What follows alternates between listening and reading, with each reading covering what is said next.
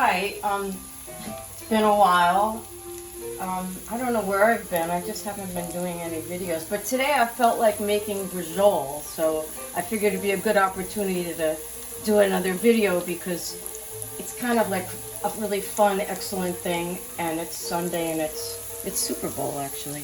So before we even get into the braciole and show you how to do that, I think we're going to start making the sauce first, because you got to get that started. So what I've got here is a sofrito, which is the beginning of any good Italian sauce, as I know you guys all know that. But this one has pancetta, carrot, and onion. And I've been letting that go to it's nice and brown. That looks pretty good already. I don't know why I always tap the... Do you do that? Do you guys do that? Just tap the spoon for no good reason. I do that.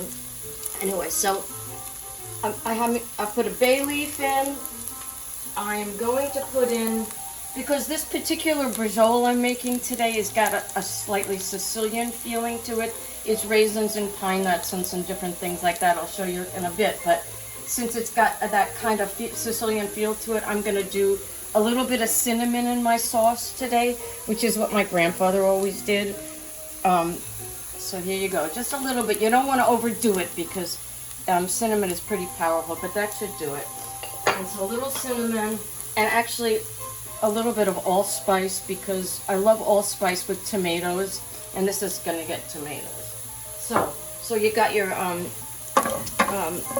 pancetta and everything else in here with the cinnamon going. It smells pretty good. Yeah, see, all of a sudden the cinnamon transforms it. It doesn't even, it smells like completely different. So now what I want to do is stick a little bit of booze in it for flavor, but also, oh, that's good.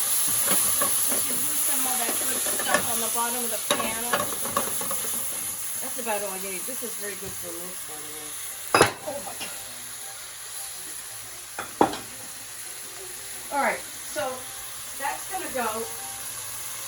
And then I'm going to put in tomatoes, a lot of tomatoes, and let that sizzle out a bit.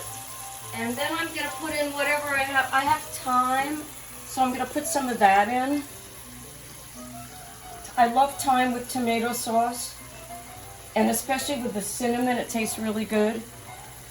Listen, this is another little trick I do. I just want to show you.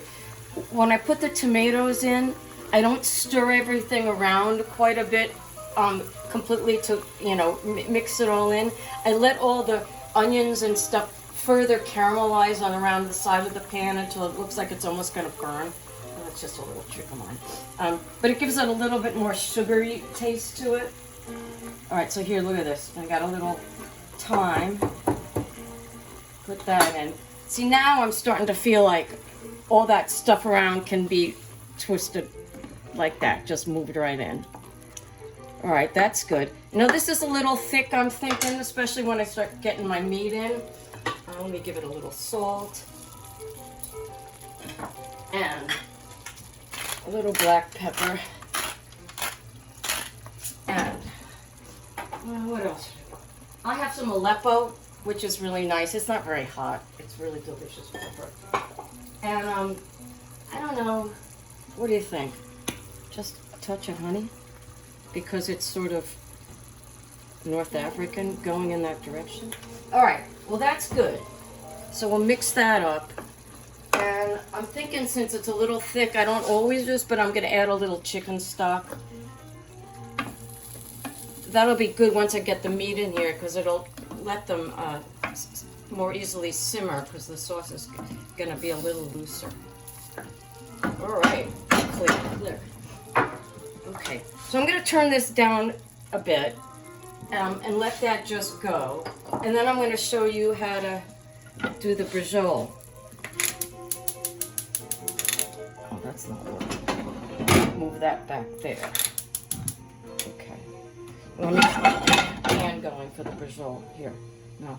Now you can see I've made a bunch of these already. These are pork braciole. My mother always made beef, and I like the beef ones, but I feel that they kind of get dry. So I've been using pork, recently, and I like it better. I usually use pork shoulder, but I went to the butcher this morning, and I wanted pork shoulder cut for bracciole, but the guy acted like he didn't know what I was talking about, and he got all confused. So I said, forget it. Just give me a piece of pork shoulder. I'll take it home and I'll cut it. But then I noticed he had these things already cut, which is a flank cut, pork flank. And I'm thinking like, well, that's sort of perfect. So I just got a bunch of these and they were already cut. I don't usually use this cut, but they look beautifully. They got a lot of fat in them and they should cook up nicely. So anyway, so here we go. I already did these, and this is my stuffing. And what this is, I always make it different, but this time I did pine nuts and raisins. I did some fresh mint and some thyme, cheese. I think I used a mixture of, I had on me grana padano and some Spanish cheese, manchego. So I just mixed it together. It'd be fine. So I put that in, and I put some ground up terrales, because they actually really work good in place of breadcrumbs, and they give it a really nice flavor. And then salt and pepper, and that's it. Oh, I gave it a tiny shot of vinegar just to push it up a little bit. So anyway, that's it. And olive oil just to make sure it like sticks together. So this is, you have it, and here's your pork flank. So you want to smash it on like that, and kind of shove it down a little bit so it sticks. I mean, that looks about good. You don't want to over stuff it. Is that going good? Yeah, that looks all right. Okay, the sauce looks good. It's just simmering. Okay, so that to me looks right? I mean, you don't want to overdo it, because then it's just gonna fall out into the sauce. I mean, some will fall out into the sauce anyway, but I mean, that's no big deal. So then you want to roll them up. If you can, you want to try to shove the sides in, but that's not even that necessary. See, like that. And now you can either tie them, or you could take these toothpicks. Well, these aren't even toothpicks. These are, I actually couldn't find toothpicks anywhere, so I took these barbecue skewers and I chewed the ends off them. All right, so that's one, and we'll do another one. See, a lot of these pine nuts will come out, but that's good. They'll just float around in the sauce and make it extra delicious. All right. Here's another one. Okay. All right, those look good. That's just a piece of crud. We'll just wrap that fat around. Okay, I'm gonna just turn this. Oh, it's already on. Okay. So we're gonna get this nice and hot. Let me just wash my hands. Wipe my hands.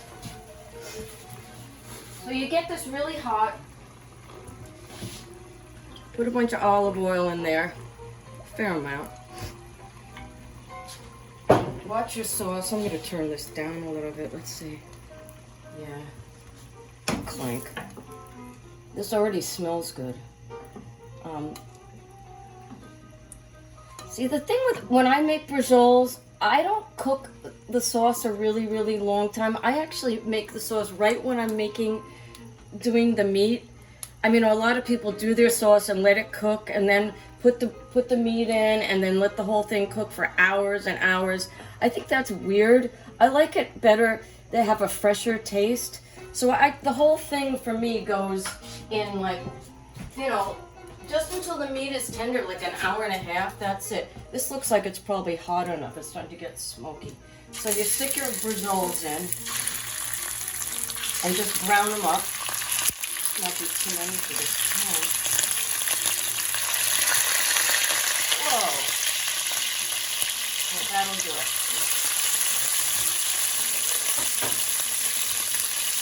That's right. Let me get the left-handed thing going on here. So you just want to brown those up, and once they're brown, stick them in there.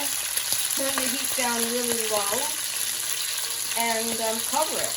And just let it go. Let's see how these are doing. Yeah, doing good, look.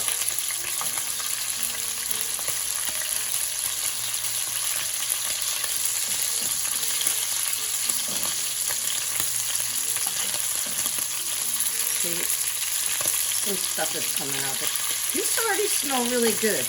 You know another really good thing you could do with bracciole?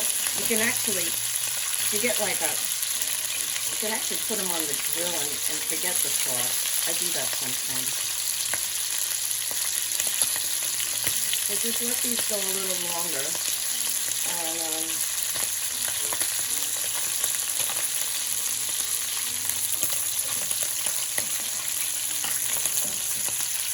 I would say these are just about ready.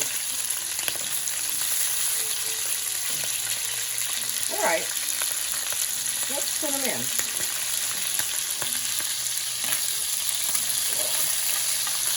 Oh, these are a little sputtering. Wow. Good. So now what I'm going to do here is kind of a good thing. Let me show you. I mean, this is just hot and sputtering here, but I don't want to like lose a lot of this stuff. So I'm going to throw a little bit more of this vermouth in here. Bubble it up. This is like a lot of good flavors. Throw it right on top. There. So that's it. So you want to just let this go until the meat is tender. About, oh, I don't know, an hour and a half, a little longer. So I'm going to turn it way down and cover it.